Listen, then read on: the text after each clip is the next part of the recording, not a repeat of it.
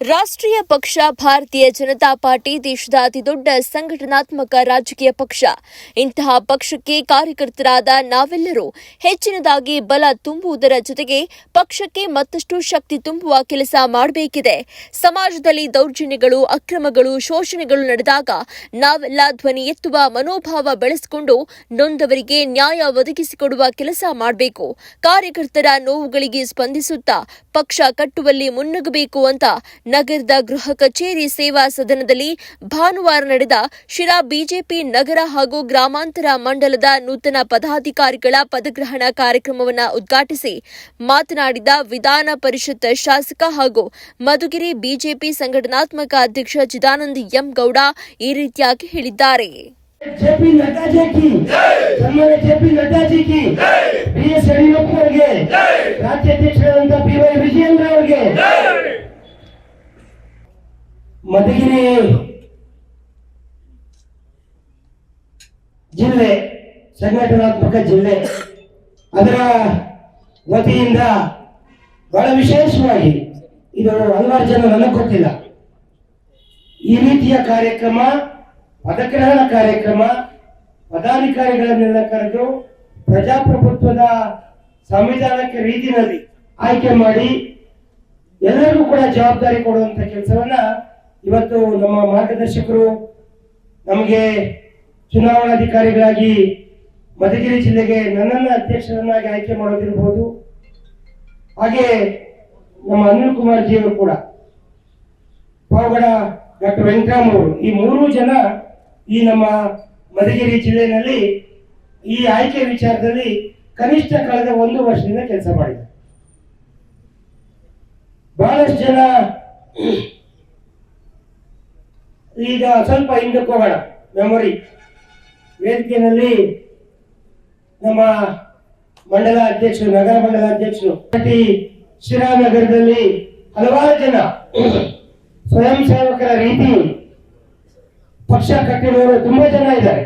ಹಿರಿಯರು 20 ವರ್ಷದಿಂದ 25 ವರ್ಷದಿಂದ 30 ವರ್ಷದಿಂದ ಪಕ್ಷಕ್ಕಾಗಿ ಒಂದು ಯಾರೂ ಇಲ್ಲದ ಕೂಡ ಪಕ್ಷದ ಬಾವುಟವನ್ನ ಬಹಳ ಗಟ್ಟಿಯಾಗಿ ಹಿಡ್ಕೊಂಡು ನಾವು ಪಾರ್ಟಿಗೆ ಕಟಿಬದ್ಧವಾಗಿದ್ದೇವೆ ಅಂತ ಜನ ಅವರನ್ನು ಕೂಡ ಈ ಸಂದರ್ಭದಲ್ಲಿ ಜ್ಞಾಪಿಸಿಕೊಂಡು ಇದೊಂದು ವಿಶೇಷವಾದ ಕಾರ್ಯಕ್ರಮ. ನನಗೊಂದು ಬಹಳ ಖುಷಿಯಾಗಿದೆ. ನಮ್ಮ ಇಬ್ಬರು ಮಂಡಲಾಧ್ಯಕ್ಷರು ಬಹಳ ಶ್ರಮ ಹಾಕಿ ನಿಮ್ಮನ್ನೆಲ್ಲ ಇಲ್ಲಿ ಬರಮಾಡಿಕೊಂಡಿದ್ದಾರೆ. ಇವತ್ತು ಬಹಳ ಮುಖ್ಯವಾಗಿ ಪಕ್ಷ ಒಂದು ಜವಾಬ್ದಾರಿಯನ್ನು ನಿಮ್ಮ ಹೆಗಲಿಗೆ ಕೊಡ್ತಾ ಇದೆ. ಏನು ನಗರ ಮಂಡಲದ ಅಧ್ಯಕ್ಷರು 2ನೇ ಬಾರಿಗೆ ಆಯ್ಕೆಯಾಗಿದ್ದಾರೆ ಗಿರಿಧರ್, ಹಾಗೆ ಹೊಸದಾಗಿ ಚಿಕ್ಕಣ್ಣನವರಿಂದ ಜವಾಬ್ದಾರಿಯನ್ನು ತಗೊಂಡಿದ್ದಾರೆ ನಮ್ಮ ಈರಣ್ಣ ಪಟೇಲ್ ಅವರು. ಅವರ ಜೊತೆಗೆ ನಾವೆಲ್ಲ ಒಟ್ಟಿಗೆ ಕೂತು ಆಕಾಂಕ್ಷಿಗಳನ್ನೆಲ್ಲ ಕರೆದು ಅವ್ರನ್ನ ಒಂದೊಬ್ಬರನ್ನು ಕೂಡ ಗುರುತು ಹಚ್ಚಿ ಮೇಡಮ್ ಅವರಿಗಾಗಲೇ ಹೇಳಿದ್ರು ಸಮರ್ಥರು ಇದ್ದಾರೆ, ಅರ್ಹರಿದ್ದಾರೆ, ಆದ್ರೆ ಎಲ್ಲ ಒಂದು ಕಡೆ ಯಾರು ಹೆಚ್ಚು ಸಮಯವನ್ನ ಕೊಡಬಲ್ಲರು, ಯಾರು ಪಕ್ಷಕ್ಕಾಗಿ ದುಡಿತೀವಿ, ಮುಂದಿನ ಚುನಾವಣೆಗಳಲ್ಲಿ ಗ್ರಾಮ ಪಂಚಾಯತಿಯಿಂದ ಹಿಡಿದು ಟಿಪಿ ZP ಕಾರ್ಪೊರೇಟ್ ಎಲೆಕ್ಷನ್, ತದನಂತರ MLA ಚುನಾವಣೆ ಕೂಡ, ಪಾರ್ಲಿಮೆಂಟ್ ನಮ್ಮ ಇದು ಏನೋ ಅಸೆಂಬ್ಲಿ ಚುನಾವಣೆ ಕೂಡ ಈ ನಿಮ್ಮ ಅವಧಿನಲ್ಲೇ ಬರುತ್ತೆ.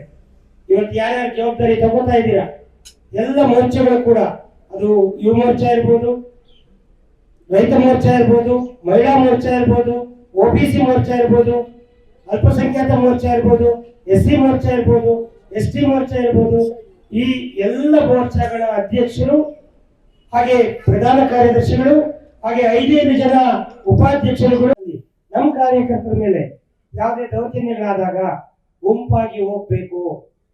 ಇಲ್ಲಿ ನಾನೊಬ್ಬನೇ ಮುಂದಕ್ಕೆ ಹೋಗ್ಬೇಕು ಅಂತ ಮಾಡಬಾರ್ದು.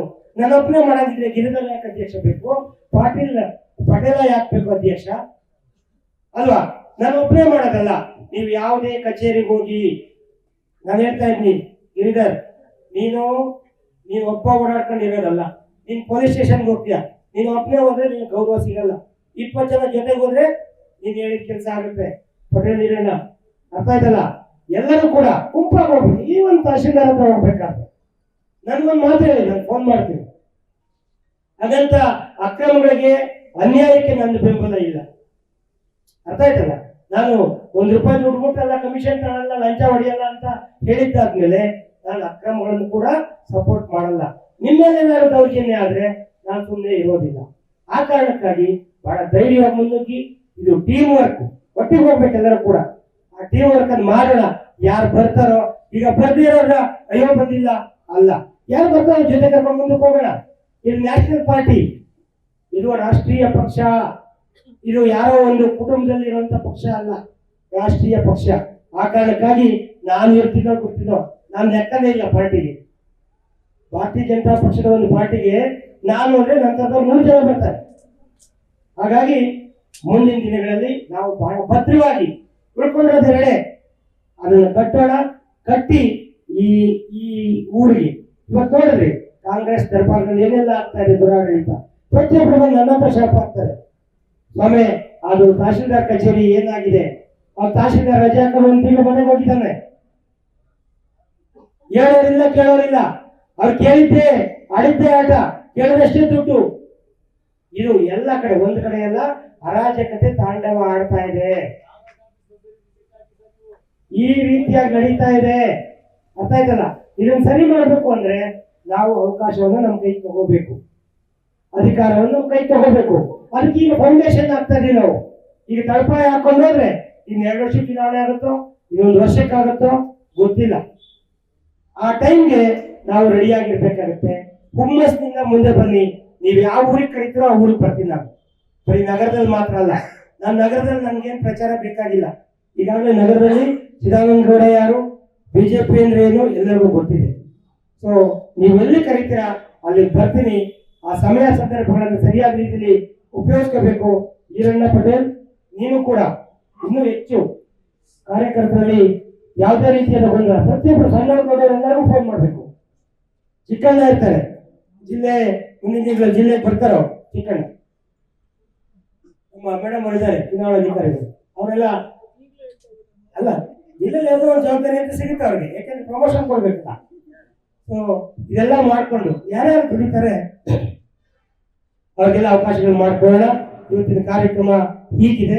ಈಗ ಮುಂದಿನ ಬಹಳ ಮುಖ್ಯವಾದಂತ ಅಂಗ ಪದಗ್ರಹಣ.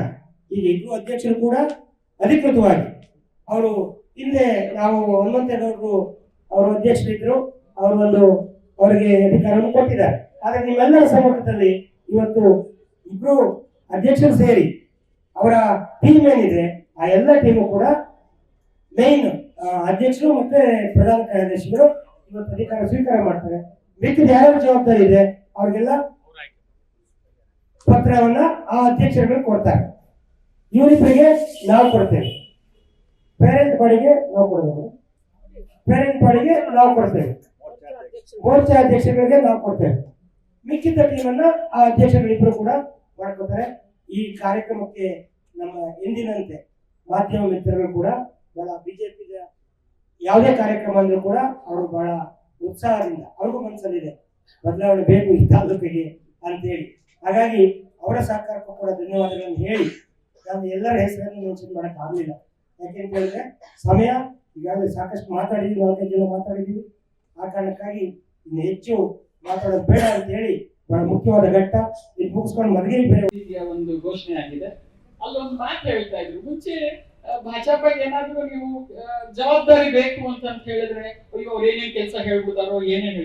ಈ ಸರಿ ಹನುಮಂತೇಗೌಡರಿಗೂ ಗೊತ್ತಿದೆ ಕಿತ್ತಾಟ, ನನಗ್ ಬೇಕು ನನಗ್ ಬೇಕು ನನಗ್ ಬೇಕು ಅಂತ. ಯಾಕೆ ಅಂತಂದ್ರೆ ಆ ಬ್ಯಾನರ್ಗಳಿಗೆ ನಾವ್ ಏನಾದ್ರು ಒಂದು ಕೆಲಸ ಮಾಡ್ಬೇಕು ಮೇಡಮ್, ಮನಸ್ಸಾಕ್ಷಿಗೆ ಹತ್ತಿರವಾಗಿರ್ತಕ್ಕಂಥ ಕೆಲಸ ಏನಾದ್ರು ಮಾಡ್ಬೇಕು ಮೇಡಮ್. ನನಗೋಸ್ಕರ ಅಲ್ಲಿರೋ ಈ ಸಮಾಜದ ಋಣವನ್ನ ಕಡಿಮೆ ಮಾಡ್ಕೊಳ್ಳೋದಕ್ಕೆ, ಕಳ್ಕೊಳ್ಳೋಕ್ಕಂತೂ ಸಾಧ್ಯ ಇಲ್ಲ, ಏನಾದ್ರೂ ಕಡಿಮೆ ಮಾಡ್ಕೋಬೇಕು ಅಂತಂದ್ರೆ ನಾನು ಈ ಪಕ್ಷದ ಅಡಿಯಲ್ಲಿ ಕೆಲಸ ಮಾಡ್ಬೇಕು ಅಂತ ಹೇಳಿ ಗುದ್ದಾಟ, ಫೋನ್ಗಳು, ಇನ್ಫ್ಲೂಯೆನ್ಸು, ರೆಕಮೆಂಡೇಶನ್ಸ್, ಎಲ್ಲೋ ಒಂದ್ ಕಡೆ ಖುಷಿ ಅಂತ ಅನ್ಸುತ್ತೆ ನನಗೆ. ನನ್ನ ಒಂದು ಅವಧಿಯಲ್ಲಿ ಇದು 5ನೇ ಜಿಲ್ಲೆ ನಾನು ಚುನಾವಣಾಧಿಕಾರಿಯಾಗಿ ಕೆಲಸ ಮಾಡ್ತಾ ಇರೋದು. ಬಹಳ ವಿಶೇಷವಾಗಿರ್ತಕ್ಕಂಥ ಅನುಭವ ಆಗಿರುವಂಥದ್ದು. ನಾನು ಹನುಮಂತೇಗೌಡರು ಮತ್ತೆ ನಮ್ಮ ಜೊತೆ ಸಹ ಚುನಾವಣಾಧಿಕಾರಿ ಅನಿಲ್ ಸರ್ ಅವರು ಮತ್ತೆ ಡಾಕ್ಟರ್ ವೆಂಕಟರಾಮಯ್ಯ ಅವರು ಪಾಲ್ಗೊಳ್ಳೋರು. ಎಲ್ಲ ಮಂಡಳಗಳಿಗೂ ಬಹುಶಃ ನಾವು 2-3 ವಿಸಿಟ್ ಮಾಡಿದೀವಿ ಅಂತ ಅನ್ಕೊಳ್ತೀವಿ. ನಮ್ಮ ಕಾರ್ಯಕರ್ತರಿಗೆಲ್ಲರಿಗೂ ವಿಶೇಷವಾದಂತ ಉತ್ಸಾಹ, ಮುಂದಿನ ದಿನಗಳಲ್ಲಿ ನಾವ್ ಏನಾದ್ರು ಒಂದು ಸಾಧನೆ ಮಾಡ್ತೀವಿ ಅಂತ ಈಗ ಅನ್ನಿಸ್ತಾ ಇದೆ ಮೇಡಮ್, ನಾನೊಬ್ಬ ಬಿಜೆಪಿ ಕಾರ್ಯಕರ್ತ ಅಂತ ಹೇಳಿ. ಇಷ್ಟು ಮಾರ್ಮಿಕವಾದಂತಹ ಮಾತುಗಳನ್ನ ನಾವು ಮಂಡಲಕ್ಕೆ ಹೋದಾಗ ನಮ್ಗೆ ಹನುಮಂತೇಗೌಡರಿಗೂ ಆಗಿರ್ತಕ್ಕಂಥ ಅನುಭವ. ಈ ರೀತಿಯ ಹೆಚ್ಚು ಹೆಚ್ಚು ಅನುಭವ ಒಂದು ವಿಧಾನ ಪರಿಷತ್ ಸದಸ್ಯರಾಗಿ ಬಹುಶಃ ಚಿದಾನಂದ ಗೌಡರನ್ನ ಪಕ್ಷ ಆಯ್ಕೆ ಮಾಡ್ಬೇಕಾದ್ರೆ ಬಹಳ ವಿಶೇಷವಾದಂತ ಒಂದು ಕಾಳಜಿ ಇಟ್ಕೊಂಡು ಮುಂದಿನ ಒಂದು ರಾಜಕೀಯದ ಭವಿಷ್ಯದ ನಿಟ್ಟಿನಲ್ಲಿ ಯೋಚನೆ ಮಾಡಿ ಬಹುಶಃ ಪಕ್ಷ ಅವರಿಗೆ ಈ ನಿರ್ಧಾರ ಮಾಡಿದೆ ಅಂತ ನಾನಂತೂ ಭಾವಿಸಿದ್ದೀನಿ. ಸೊ ಅವ್ರ ಹೆಗಲ ಮೇಲೆ ತುಂಬಾನೇ ದೊಡ್ಡ ಜವಾಬ್ದಾರಿ ಇದೆ.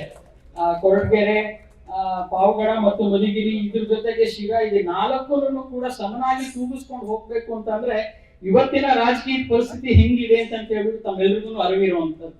ಸೊ ಇದು ಟೀಮ್ ವರ್ಕ್. ಅವ್ರೊಬ್ರೆ ಏನು ಮಾಡೋದಕ್ಕಾಗೋದಿಲ್ಲ. ನಾವೆಲ್ಲರೂ ಸೇರಿ ಬೂತ್ ಮಟ್ಟದ ಅಧ್ಯಕ್ಷರಿಂದ ಹಿಡಿದು ಮಂಡಲದವರೆಗೂ ಜಿಲ್ಲಾವರೆಗೂ ಮುಂದಿನ ದಿನಗಳಲ್ಲಿ ಅವರೆಲ್ಲರಿಗೂ ಕೂಡ ಜವಾಬ್ದಾರಿಯನ್ನ ಖಂಡಿತವಾಗ್ಲೂ ಘೋಷಣೆ ಮಾಡುತ್ತೆ. ಯಾರು ಕೂಡ ನಮಗೆ ಜವಾಬ್ದಾರಿ ಕೊಡ್ಲಿಲ್ಲ ಅಂತ ಹೇಳಿ ಬೇಜಾರು ಮಾಡ್ಕೊಳ್ಳುವಂತ ಅಗತ್ಯ ಇಲ್ಲ. ಕೆಲಸ ಮಾಡ್ತೀವಿ ಅಂತ ಅನ್ನೋರು ಯಾರೇ ಇದ್ರು ಕೂಡ, ಯಾವುದೇ ಮಂಡಲದಲ್ಲಿ, ಯಾವುದೇ ಹೋಬಳಿಯಲ್ಲಿ, ಶಕ್ತಿ ಕೇಂದ್ರ, ಮಹಾಶಕ್ತಿ ಕೇಂದ್ರದಲ್ಲಿ ಇದ್ರು ಕೂಡ ಅವ್ರೆಲ್ರಿಗೂ ಜವಾಬ್ದಾರಿ ಕೊಡೋದಕ್ಕೆ ಪಕ್ಷ ಯಾವಾಗಲೂ ಸಿದ್ಧವಾಗಿರುತ್ತೆ. ಆದ್ರೆ ನನ್ನಿಂದನೇ ಪಕ್ಷ, ನಾನಿದ್ರೇನೆ ಪಕ್ಷ, ನಾನು ಇಲ್ಲ ಅಂತಂದ್ರೆ ಇಲ್ಲವೇ ಇಲ್ಲ ಅನ್ನೋರ್ನ ಪಕ್ಷ ಎಡಗಣ್ಣಲ್ಲೂ ನೋಡಲ್ಲ. ಹೌದಾ? ಎಷ್ಟೋ ಜನ ಹೇಳ್ತಾ ಇರ್ತಾರೆ, ಮೇಡಮ್ ನಾನೇ ಬಾವುಟ ಕಟ್ಟಿದ್ದು, ಇಲ್ಲಿ ಯಾರು ಇಲ್ಲವೇ ಇಲ್ಲ, ನಾನೇ ನಾನೇ ನಾನೇ ಅಂತೇಳಿ. ಎಷ್ಟಪ್ಪ ನಿಮ್ ಬೂತಲ್ಲಿ ಓಟು ನನಗೆ ಗೊತ್ತಿಲ್ಲ. ಅರೆ, ನನ್ನಿಂದಲೇ ಪಕ್ಷ ನಾನೇ ಕಟ್ಟಿದ್ದು ಅಂತಂದ್ಮೇಲೆ ನಿನ್ ಬೂತಲ್ಲಿ ಬಿಜೆಪಿಗೆ ಎಷ್ಟು ಓಟ್ ಬಂದಿದೆ ಅಂತ ನಿನ್ಗೆ ಗೊತ್ತಿಲ್ಲ. ಅದು ಕಟ್ಕೊಂಡು ನನಗೆ ಏನಾಗ್ಬೇಕಾಗಿದೆ? ರಾಜಕೀಯ ಪಕ್ಷ ಸ್ವಾಮಿ ಇದು. ನಿನ್ನಿಂದ ಏನಾಯ್ತು ಅಂತ ಗೊತ್ತಾಗ್ಬೇಕಲ್ಲ. ನನಗ್ ಫೋನ್ ಮಾಡ್ತಾರೆ, ನಾನು ಇಷ್ಟು ಕೆಲಸ ಮಾಡಿದೆ, ಅಷ್ಟು ಕೆಲಸ ಮಾಡಿದೆ, ನನ್ಗೆ ಏನು ಜವಾಬ್ದಾರಿ ಕೊಟ್ಟಿಲ್ಲ ಅಂತ. ಚಿದಾನಂದ ಗೌಡ್ರ ಮುಂದೆ ಕೂತ್ಕೊಂಡು ಖಂಡಿತವಾಗ್ಲೂ ನಿಮ್ಗೆಲ್ಲರಿಗೂ ಕೂಡ ಜವಾಬ್ದಾರಿ ಕೊಡುತ್ತೆ. ಆದ್ರೆ ಪಕ್ಷನ ಮುನ್ನಡೆಸ್ಕೊಂಡು ಹೋಗುವಂಥದ್ದು ಹನುಮಂತೇಗೌಡರು ಹೇಳಲ್ಲ, ತೇರು ಹೇಳ್ಕೊಂಡು ಹೋಗ್ಬೇಕು ಅಂತ ಹೇಳಿ. ಅದಕ್ಕೆ ನಮ್ ಜವಾಬ್ದಾರಿ ಇರ್ಬೇಕಲ್ಲ. ತೇರು ಎಲ್ಲೋ ಒಂದ್ ಚೂರು ಎಡ ಗಾಲಿನೋ ಬಲಗಾಲಿನೋ ಒಂದ್ ಚೂರು ಏನಾದ್ರು ಕುಸಿತಾ ಇದೆ ಅಂತ ಗೊತ್ತಾದಾಗ ನಂದಲ್ಲಪ್ಪ ತೇರು ಅಂತ ಹೇಳ್ಬಿಟ್ರೆ ಹಿಂಗೆ ಬಹಳ ತನ್ನ ಕರ್ತವ್ಯವನ್ನು ನಿರ್ವಹಿಸ್ತೇನೆ ಅಂತ ಹೇಳಿ ಪ್ರಮಾಣ ಮಾಡಬೇಕಾಗ್ತದೆ ಈರಣ್ಣ ಪಟೇಲ್ ರವರು. ಹಾಗೇನೆ ಜಗದೀಶ್ ಎಚ್.ಎಸ್. ರವರು ತಾಲೂಕು ಉಪಾಧ್ಯಕ್ಷರು ಒಬ್ಬೊಬ್ಬರೇ ಬರಬೇಕು. ಜಗದೀಶ್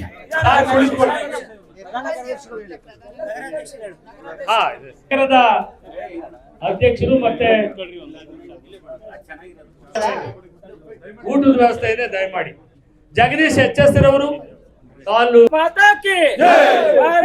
ನಗರ ಮತ್ತು ಮತ್ತೊಮ್ಮೆ ಗಮನಕ್ಕೆ ತರ್ತಾ ದಯಮಾಡಿ ಈ ಒಂದು ಧ್ವಜ ಒತ್ತಿದ್ದೀರಾ, ಹೆಗಲ ಮೇಲೆ ಇಟ್ಕೊಂಡು ಪ್ರಾಮಾಣಿಕ ಅನುಮತಿಯ ಮೇರೆಗೆ ತಮ್ಮನ್ನ ಅಭಿನಂದನೆಗಳು.